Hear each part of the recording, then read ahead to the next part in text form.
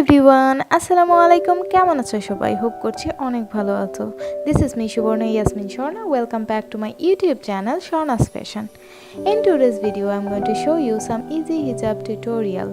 এই হিজাব লুকগুলো করতে সর্বোচ্চ 1 থেকে 2 মিনিট সময় লাগলেও ট্রাস্ট মি এগুলো দেখতে অনেক সুন্দর লাগে। সো যদি ভিডিওটি ভালো লাগে then please like, share and subscribe my channel. তো আর বেশি কথা না বাড়িয়ে চলো মূল ভিডিওতে চলে যাই এবং তোমরা ভিডিওটি এনজয় করো।